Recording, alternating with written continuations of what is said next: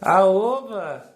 Graças a paz. Beleza, desculpa aí a iluminação, não tá muito legal, mas acabou a energia aqui na minha casa, então eu tô só a luz de vela agora.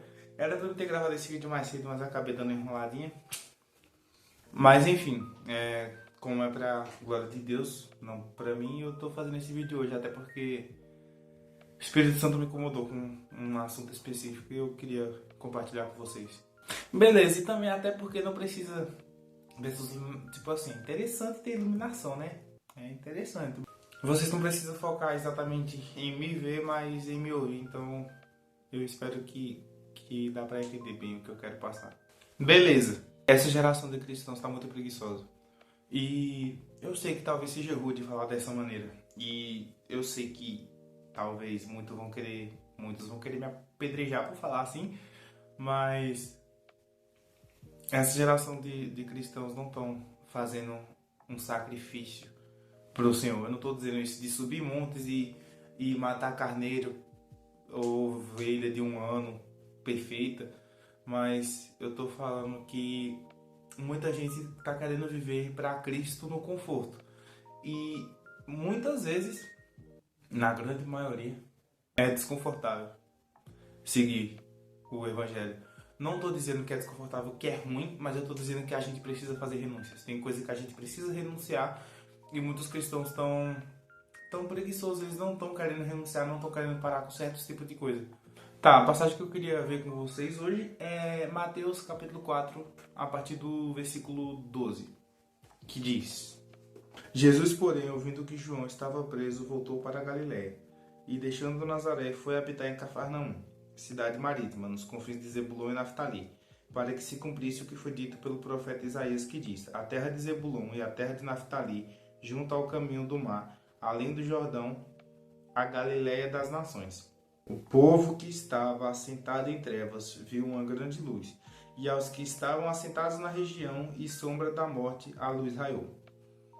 Desde então, começou Jesus a pregar e a dizer: arrependei-vos, porque é chegado o reino de Deus. E Jesus, andando junto ao mar da Galiléia, viu a dois irmãos, Simão, chamado Pedro, e André, os quais lançavam as redes ao mar, porque eram pescadores. E disse-lhes: vinde após mim, e eu vos farei pescadores de homens.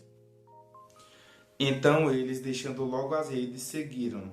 E adiantando-se dali, viu outros dois irmãos, Tiago, filho de Zebedeu, e João, seu irmão, num barco com seu pai Zebedeu, consertando as redes, e chamou-os. Eles, deixando imediatamente o barco e seu pai, seguiram. E percorria Jesus toda a Galiléia, ensinando nas sinagogas e pregando o evangelho do reino, e curando todas as enfermidades e moléstias entre o povo.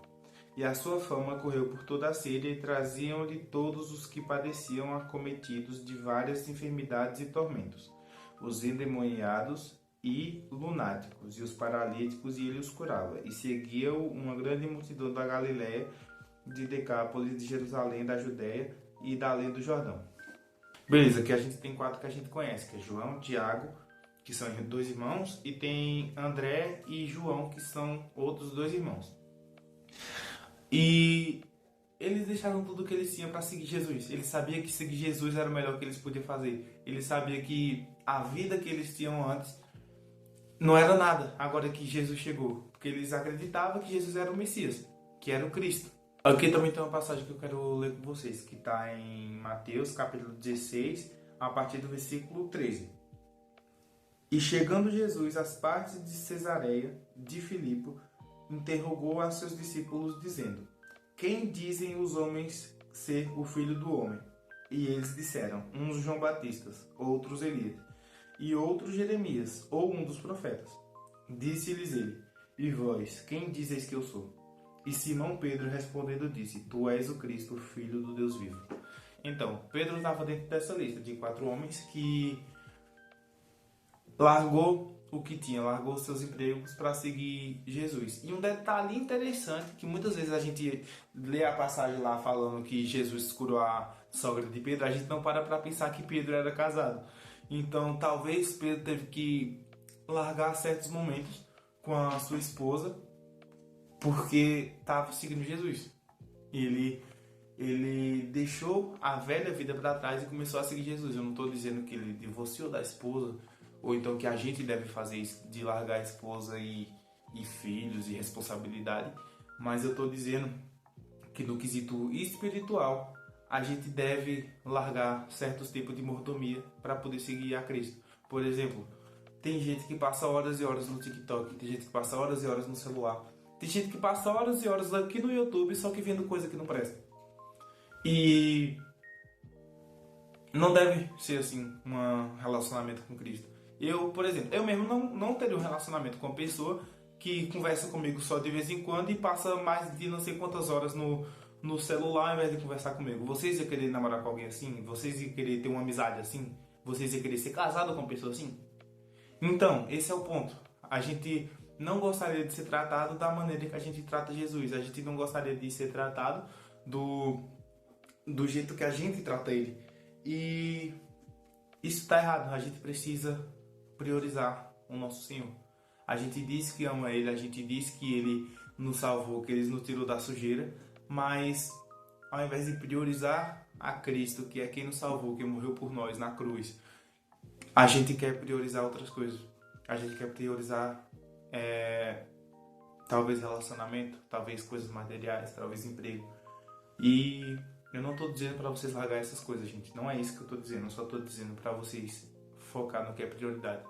Focar no Senhor, que é o mais importante de tudo. Eu não estou dizendo que é para vocês largar o relacionamento de vocês. Eu não estou dizendo que é para você largar o celular completamente. Mas eu estou dizendo para essas coisas que você usa, você usar para priorizar o Senhor. Por exemplo, você que é casado, você pode ter momentos de leitura com sua família, com o seu marido, com sua esposa, com seus filhos. Você que não é casado, é solteiro e tem, por exemplo, TikTok, você pode usar para, de uma certa forma, espalhar o evangelho. Você pode gravar vídeos, você pode compartilhar algum vídeo cristão que possa tocar em alguém, pode compartilhar para amigos seus. E se você não tem priorizado a Cristo, então seu foco está na coisa errada. Em Mateus 10, 37 e 38 diz: quem ama o pai ou a mãe mais do que a mim não é digno de mim. E quem ama o filho ou a filha mais do que a mim não é digno de mim. E quem não toma a sua cruz, não segue após mim, não é digno de mim. Então é isso que eu estou tentando passar hoje. Eu não estou dizendo para você não priorizar a sua família. Eu não estou dizendo para você não priorizar seu trabalho. Mas eu estou dizendo para, antes de todas essas prioridades, você priorizar o seu Senhor e Salvador. Aqui não está dizendo, ame só a mim, só me dê atenção e não goste dessas coisas. Aqui está dizendo, ame seus filhos, ame seu pai e sua mãe, mas acima de tudo, ame a mim. Então, essa é a mensagem que eu queria passar hoje. Muito obrigado por ter assistido e Deus abençoe.